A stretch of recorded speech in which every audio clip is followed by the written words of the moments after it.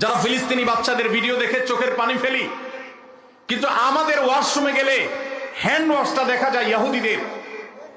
আমাদের ওয়াশরুমে গেলে দেখা যায় সাবানটা কেনা হয়েছে যে সাবানটা আমি টাকা দিয়ে কিনে এনেছি আমার পকেট থেকে, সেটা ইহুদিদের তৈরি করা।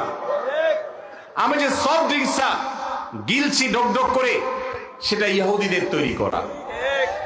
এই সমস্ত পণ্য আপনি যখন মুদি দোকান থেকে কিনেন, আপনি কোন দোকান থেকে যখন ইহুদিদের কোনো পণ্য কিনেন, তখন আপনি পণ্য কিনেন না, আপনি মূলত ইহুদিদেরকে চাঁদা দেন বোমা হামলা করবার জন্য। আপনি যেটাকে টাকা দিয়ে সম্পদ কেনা, মাল কেনা মনে করছেন, এটা মাল কেনা নয়, এটা অভিশপ্তদের বোমাবাজিতে সাহায্য করা। লজ্জার বিষয়, কার্যকরভাবে বাংলাদেশে এখনো পর্যন্ত ফিলিস্তিন ইস্যুতে আমরা একটা বয়কট কার্যকরভাবে করতে পারি না।